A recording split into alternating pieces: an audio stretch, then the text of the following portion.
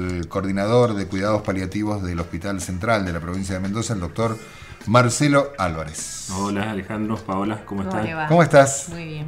Muy bien, acá venimos a tomar unos mates. Bien, ya escucharon eso, así que vengan. Vayan preparando la pava. A ver si aparecen por lo menos con un mate, porque si no Marcelo va a decir le trajo torta, no tenemos mate.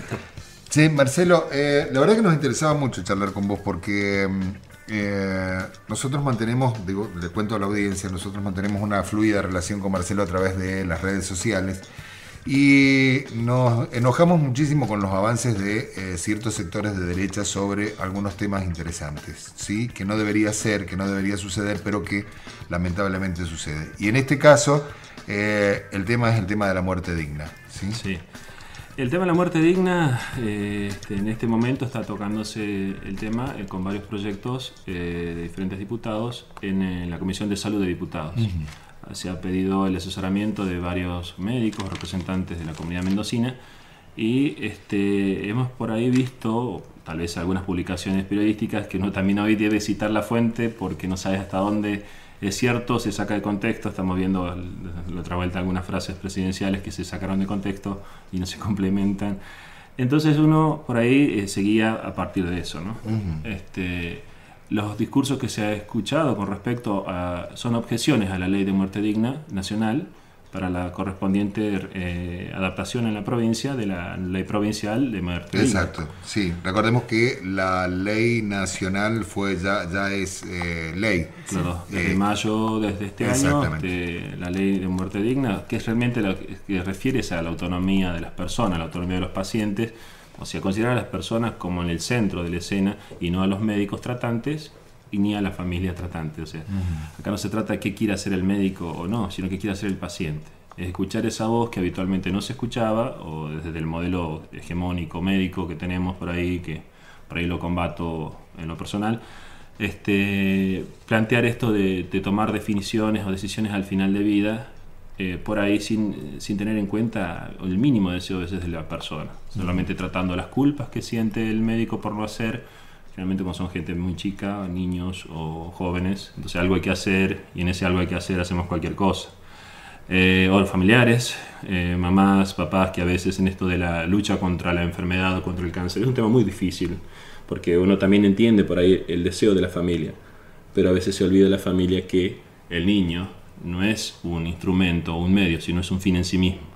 Entonces termina haciendo y exigiendo a veces a los médicos que hagan algo más en la no aceptación del final de la vida de una persona. Marcelo, estaría bueno hacer bien la diferencia, porque como que se tiende a mezclar este tema con la autorización a desconectar a un paciente o a propiciarle la muerte. Me parece que la muerte digna, la ley de muerte digna, va por otro lado.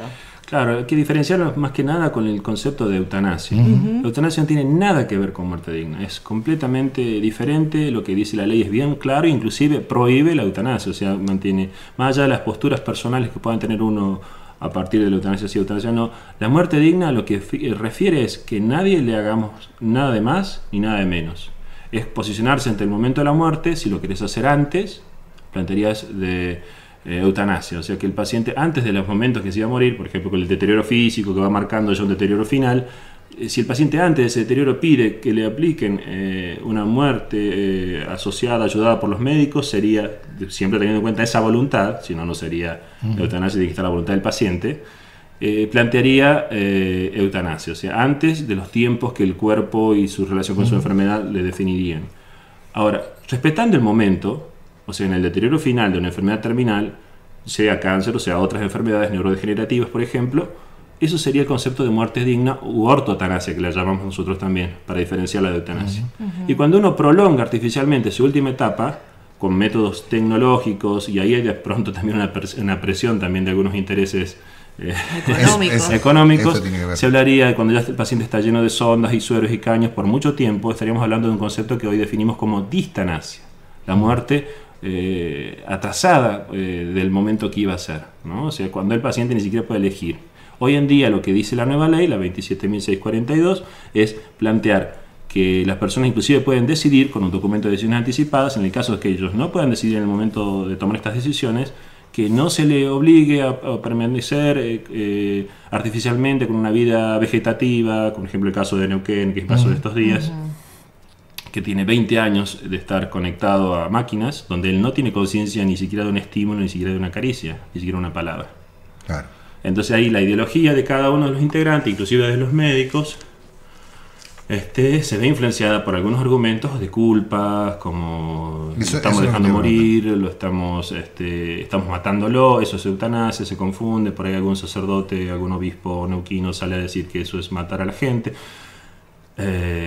Lamentablemente el preconcepto culpa, primero vivimos en una sociedad generalmente culposa, digo, todas las religiones tienen una base culposa, digo, no solo la religión católica, en general 90% de las religiones basan sus principios en la culpa. Generando la falta, claro, del psicoanalista. Claro, claro. Pero tomando en consideración eso, me parece que ese es el principio básico que se argumenta para impedir este tipo de soluciones reales que ofrece la muerte digna, ¿no? Lo que dice la ley de pronto es cambiar la hegemonía del médico a la hegemonía del paciente. Escuchar esa voz que a veces no se escucha, esa voz que a veces ni siquiera se tiene en cuenta, porque a veces, por lo menos en oncología, ni siquiera conocen el diagnóstico. Hoy en día la ley obliga a que se conozca, porque se habla de consentimiento informado y se habla de lo que es la autonomía de la voluntad. ¿Cómo se puede respetar una autonomía si no sabes qué estás eligiendo? Si me dicen vaya al cerro, no sé, a la Concagua, porque ahí me van a tratar la enfermedad que tengo, y si no me dicen bien, yo tal vez voy a querer ir al cerro a Concagua. Si a mí me tengo, por el otro lado, muchos de los pacientes que piden eutanasia, por ejemplo, es porque tienen dolores no controlados. Entonces, si tengo dolor incontrolado, y si a mí alguien me dice, mire, quiere que lo termine acá, y capaz que diga que sí. Ahora, si me sacan el dolor y me preguntan de vuelta, yo tal vez quiera vivir. O sea, la mayoría de los pacientes que han sido, eso se ven algunas críticas a la eutanasia, con respecto, más allá de la decisión de la autonomía o no, se plantea que muchos pacientes están decidiendo con dolor puesto, o sea que realmente no es una decisión autónoma, sino es obligada a partir del dolor. Claro. Cuando usted tiene mejores analgésicos y mayor cobertura, y eso es la pelea acá en la provincia, dentro de que se pueda hacer que las personas tengan acceso a cuidados paliativos, porque es imposible hablar de muerte digna sin hablar de cuidados paliativos. ¿Cómo puedo hacer para que un paciente de tuvo un gato pueda morir en su lugar, con su gente, aceptando su enfermedad y en paz, si tiene un dolor incontrolado? ¿Y cómo funciona, en este caso, el departamento, por decirlo de alguna manera, de cuidados paliativos en el hospital? ¿Está funcionando? ¿Hay presupuesto? ¿Están dadas las condiciones para que esto realmente suceda? ¿Es un avance? ¿Cómo se dan? Mucha energía, mucha voluntad y mucho compromiso también con el Ministerio de Salud. O sea, en parte lo generamos desde el mismo equipo, y la idea es, dentro de lo que se llama el Programa Provincial de Cuidados Paliativos, que tiene su marco teórico, pero todavía no tiene su reglamentación. En eso estamos en la lucha, para que sea factible hasta un presupuesto para cuidados paliativos. Y que eso signifique, y con esta mirada, por lo menos la que nosotros le estamos poniendo y la que queremos proponer para lo que es el Ministerio de Salud, equipos multidisciplinarios que atiendan a los pacientes cercano a su lugar. No pueden venir a Mendoza en los últimos días de su vida. Que la cobertura analgésica sea accesible a esos pacientes. No puedo plantear que la morfina la tengan que ir a buscar a Mendoza, a un hospital, si tienen necesidad de analgésico u otros analgésicos, que tengan la posibilidad de estar cercanos a sus médicos, en el sentido que sea comunicacional, por un teléfono, para que le diga, mire, suba la medicación, fíjese si no tiene fiebre, preparar a la familia para la aceptación del final.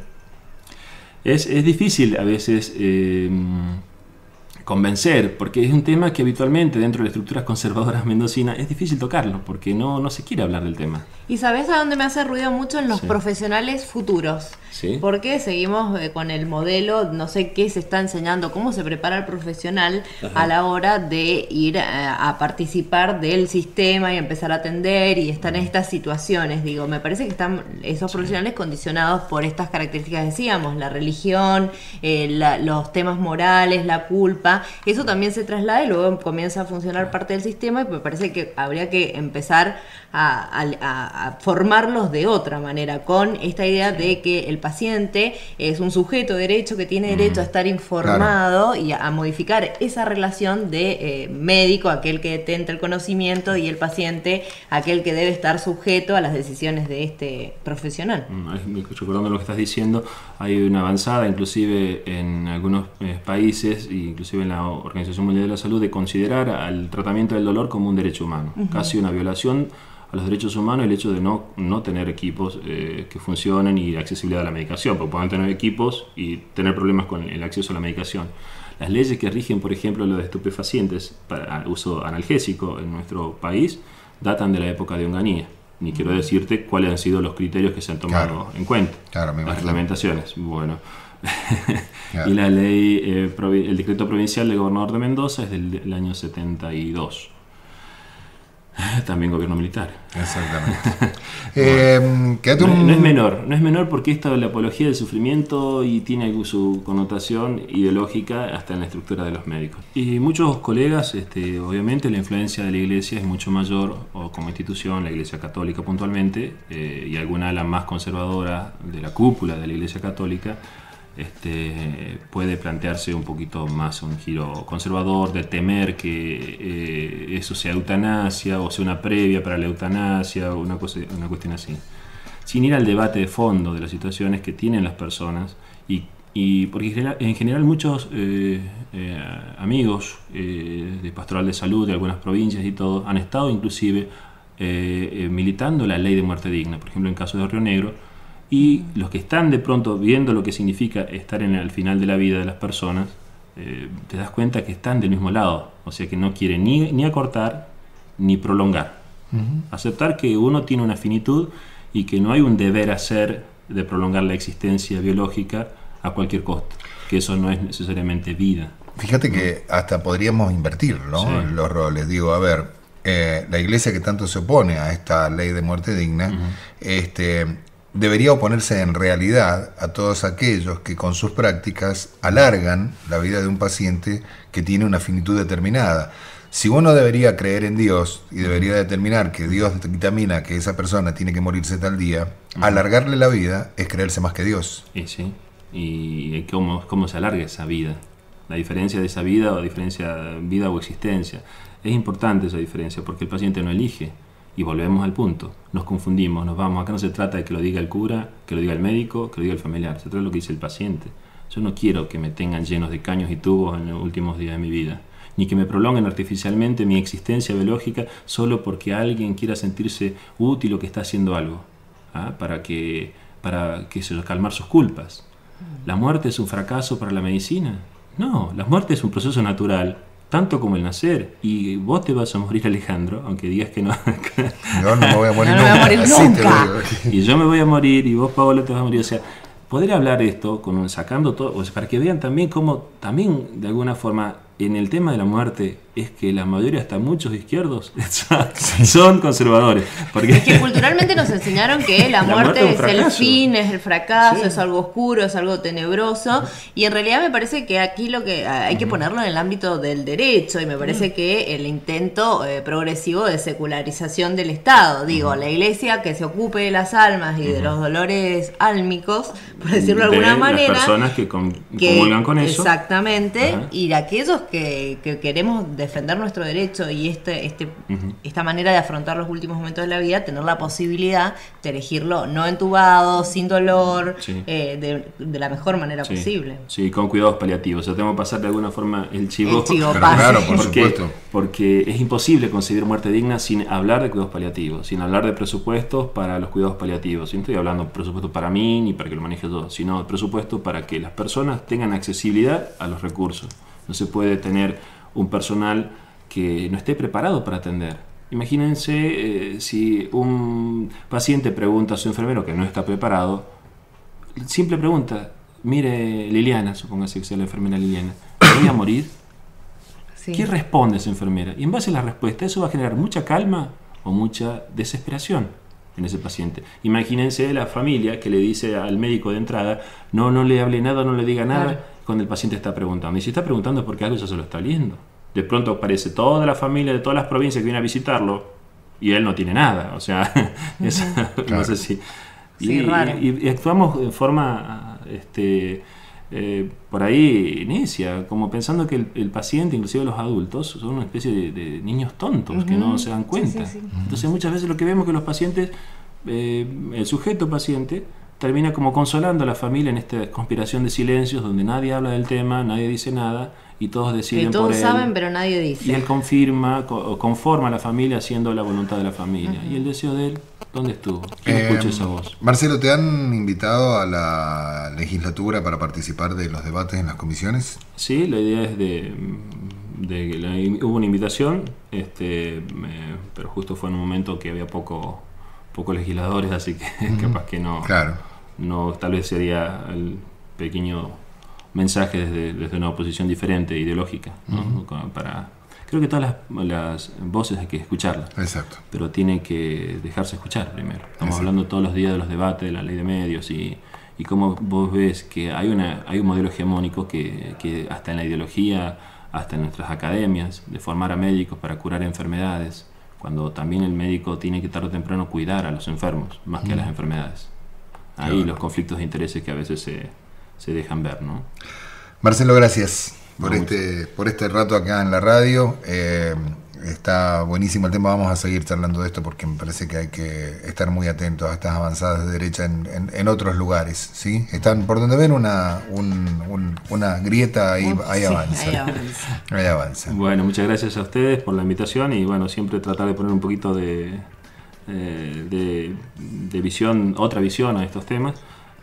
Sin tratar de imponer, sino de tratar de escuchar las voces, pero respetar las voces, todas, no solamente una sola línea. El doctor Marcelo Álvarez es coordinador del departamento, Equipo de Cuidados Paliativos. Equipo de Cuidados Paliativos del Hospital Central. Interesantísimo y además con mucha